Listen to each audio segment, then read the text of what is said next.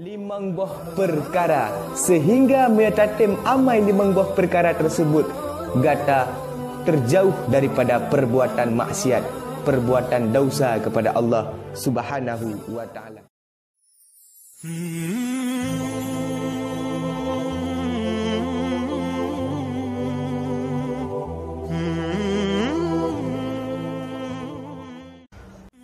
Assalamualaikum warahmatullahi wabarakatuh.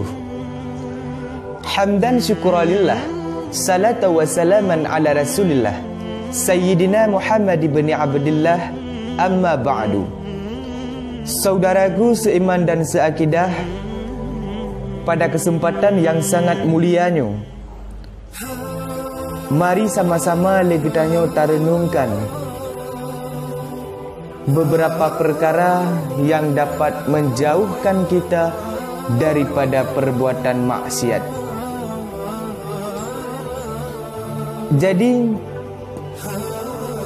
sidra ulama Allah yang abid bernama Ibrahim bin Adham. Beliau diilhamkan oleh Allah Subhanahu wa taala beberapa perkara. Dengan beberapa perkara tersebut dapat menjauhkan diri daripada perbuatan maksiat kepada Allah Subhanahu wa taala.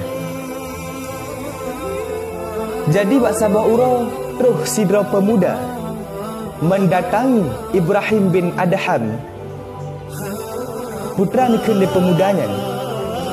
Wahai Ibrahim bin Adham, lenyo sidra pemuda yang penuh dengan maksiat, yang penuh dengan dosa. Jadi tujuan lenjak kena wahai Ibrahim bin Adham, len lake bacut penawa, sehingga lenyo hanruh li len pebut maksiat kepada Allah Subhanahu wa taala.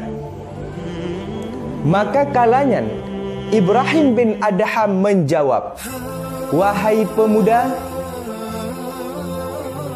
menyo memang gata sidra maksiat, menyo memang gata sidra pendosa, baklun na penawa ji limang buah perkara sehingga metatim amai limang buah perkara tersebut gata terjauh daripada perbuatan maksiat, perbuatan dosa kepada Allah Subhanahu wa taala.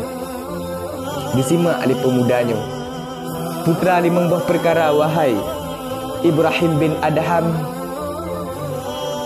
Perkara yang pertama, wahai pemuda, ketika gata taput maksiat kepada Allah Subhanahu wa taala, tapi kita yakin dalam hati beruh tapajuh rezeki yang Allah beri. Nyo perkara yang pertama, ketika kita nyo hendak tapubut saboh-saboh maksiat, maka dalam hati kita nyo benar bahawa rezeki yang tapajuhnya beruh daripada Allah. Susah sulit perkara yang luar biasa. Direnungkan di pemudanya. Kemudian dilanjutkan le Ibrahim bin Adham. Perkara yang kedua, ketika gata tapubut maksiat kepada Allah Subhanahu wa taala, tapi di bumi Allah. Sulit, tetapi ini cara yang paling ampuh untuk menjauhkan diri daripada perbuatan maksiat kepada Allah. Pubut maksiat tapi di atas rung dunia Allah. Sama-sama kita kata tepu yang bahawa pemilik dunianya, isi dunia dan isi langit merupakan Allah Subhanahu wa taala.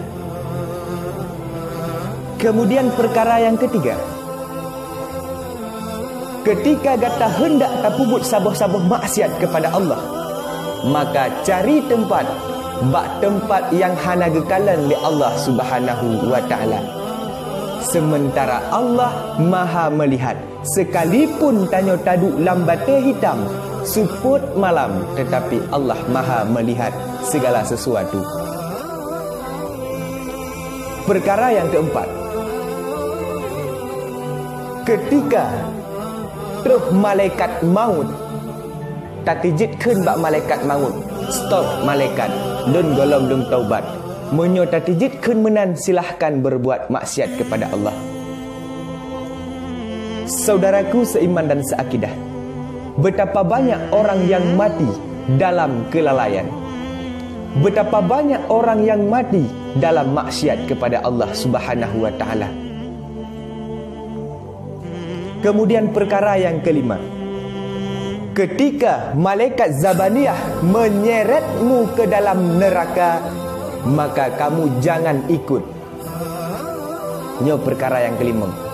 Perkara yang kelima, ketika malaikat Zabaniyah menyeretmu ke dalam neraka, maka jangan ikut. Siapa yang berani, siapa yang bisa membantah ketika malaikat Zabaniyah menyeret kita ke dalam neraka? Dilentangkan sayap malaikat Zabaniyah. Sayapnya luas melebihi 7 lapis langit dan bumi. Makanya kerenungan perkara yang gebi ni Ibrahim bin Adham kepada pemudanya, roh imata pemudanya di ketika direnungkan. Oleh karena demikian saudaraku, mari kita luangkan waktu sejenak untuk merenungkan, apakah kita masih sanggup berbuat maksiat kepada Allah?